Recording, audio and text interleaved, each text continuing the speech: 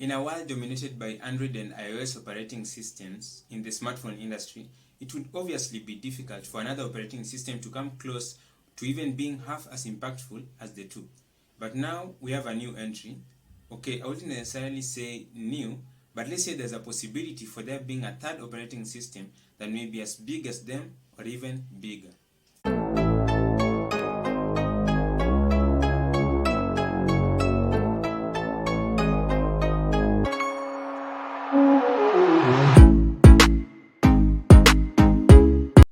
What is up guys, how you doing? Hope your day is going well. I'm Milan and this is Fuzitech, and welcome to the third episode of Tech Talks. If you're new and end up liking this video, I'd really appreciate it if you click that subscribe button, and if you're a returning subscriber, thanks a lot for coming back.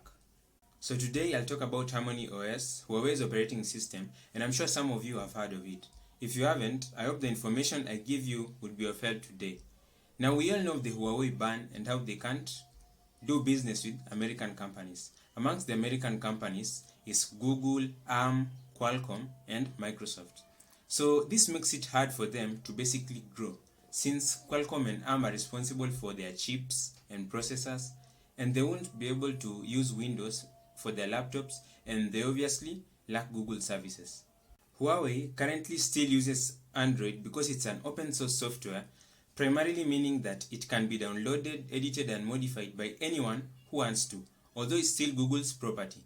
But Huawei still had plans for Harmony OS just in case the Android factor went in shambles, since Android is still owned by Google, which is a US company.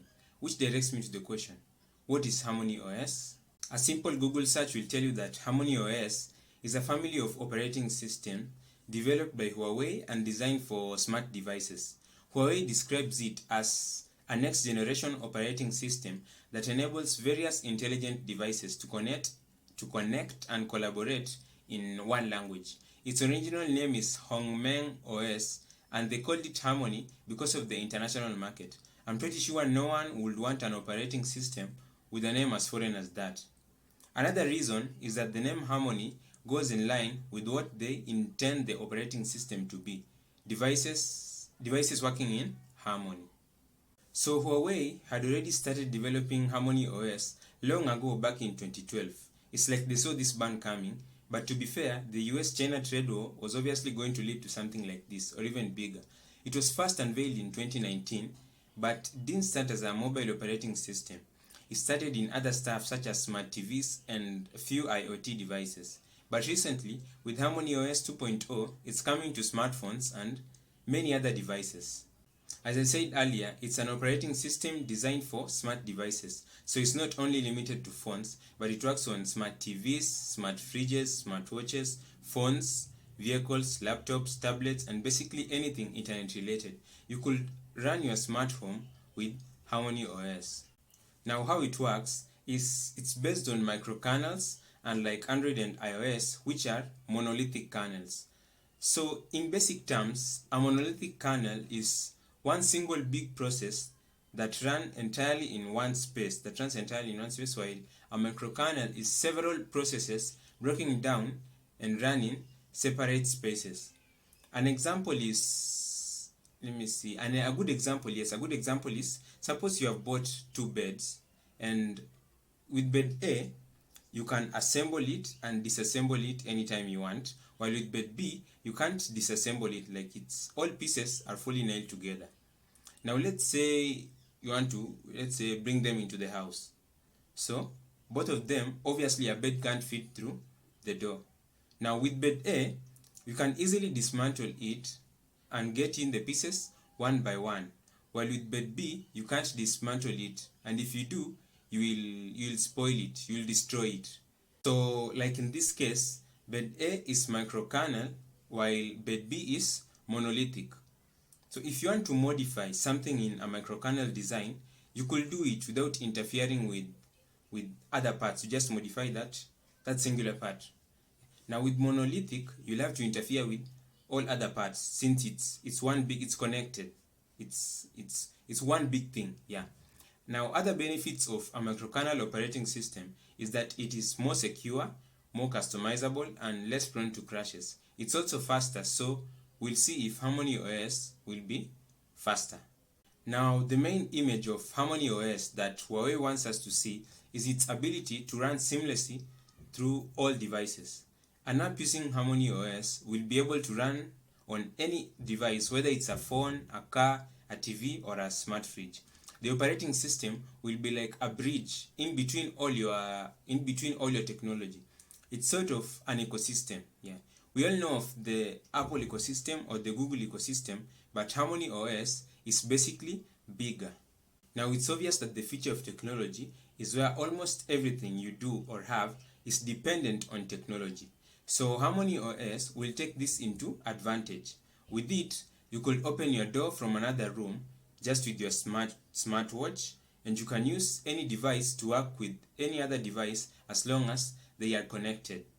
Another good thing about Harmony Operating System is it's open source, so any company can use it on their devices when it will be ready.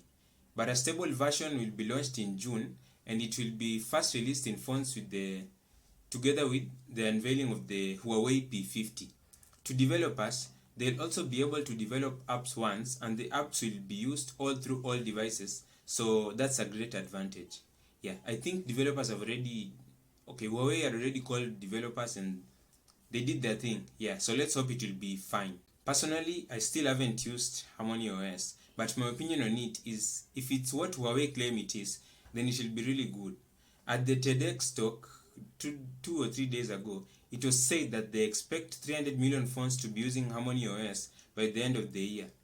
And according to me, if they reach that target or expectation, they'll have done quite well.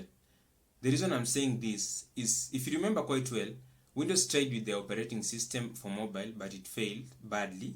BlackBerry also tried to make Android apps suitable for their OS, but failed badly. Like, basically many companies have tried operating system, but they all failed. Yeah, so it will be very hard to break into the market outside of China.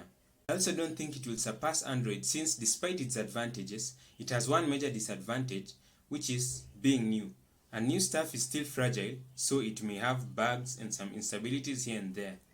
Plus, the Huawei ban will also have an effect on it. As you can recall, the ban was basically due to privacy issues.